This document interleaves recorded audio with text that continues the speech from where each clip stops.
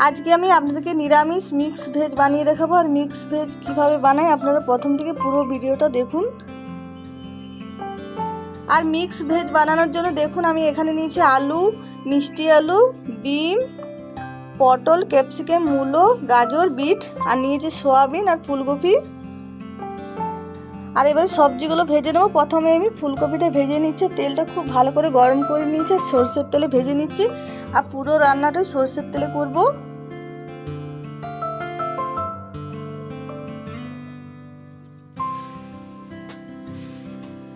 কিছুক্ষণ ভাজার পরে এবারে ফুলকপির মধ্যে দিয়ে দিচ্ছি পরিমাণ মতো নুন।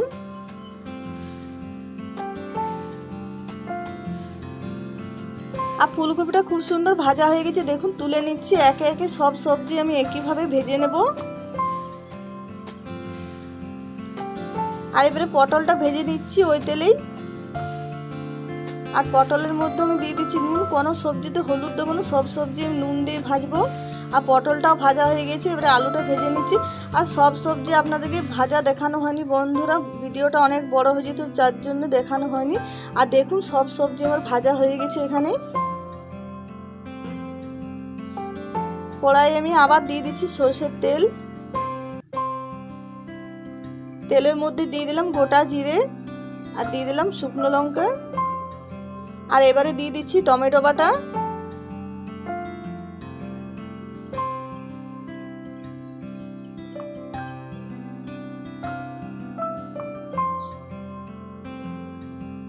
আর এবারে দিয়ে দিচ্ছি মশলা। মশলার মধ্যে আছে জিরে, ধনে, আদা, গোলমরিচ, কাঁচা লঙ্কা বাটা।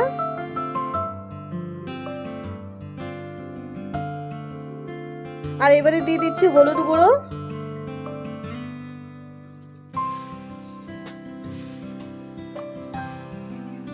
দিয়ে দিলাম লঙ্কার গুঁড়ো, দিয়ে দিলাম একটু চিনি আর দিয়ে দিচ্ছি নুন। খুব বেশি নুন দেবো না বন্ধুরা, কারণ সব সবজিতে ভাজার সময় নুন দিয়েছি, তার জন্য একটু নুন দিলাম।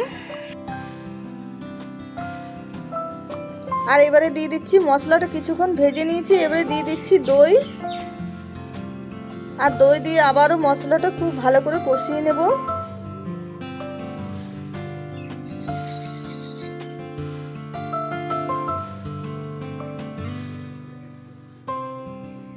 আর দই দিয়ে মশলাটা খুব সুন্দর কষানো হয়ে গেছে। আর এবারে ভেজে রাখা সবজিগুলো সব দিয়ে দিচ্ছি।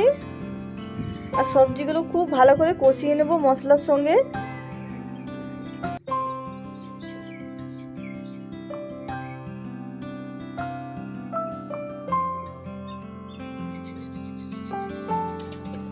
আর খুব ভালো করে কষানো হয়ে গেছে, এবারে দিয়ে দিচ্ছি জল। আর জল দিয়ে ভালো করে মিশিয়ে নেব।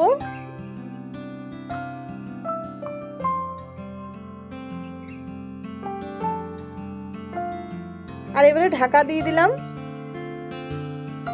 কিছুক্ষণ পর ঢাকাটা খুলে নিলাম।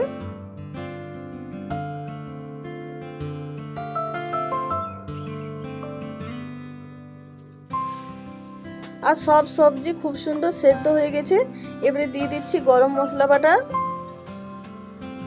আর গরম মশলা বাটা দিয়ে ভালো করে মিশিয়ে এবারে নামিয়ে নেব। আর নিরামিষ দিনে বন্ধুরা এই রেসিপিটা বানিয়ে নিতে পারেন, দারুণ লাগে খেতে। আর আজকের ভিডিওটা পছন্দ হলে প্লিজ লাইক, শেয়ার, কমেন্ট করবেন। যারা নতুন দেখছেন তারা অবশ্যই আমার চ্যানেলটা সাবস্ক্রাইব করবেন, পাশে থাকবেন। আর এবারে নামিয়ে নিচ্ছি, একটা পাত্রের মধ্যে আমি ঢেলে নিচ্ছি।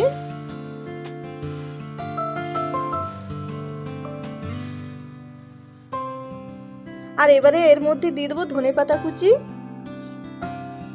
আর শীতের দিনে এই রেসিপিটা খেতে দারুণ লাগে বন্ধুরা, যে কোনো দিয়ে খাবেন তাতেই ভালো লাগে খেতে।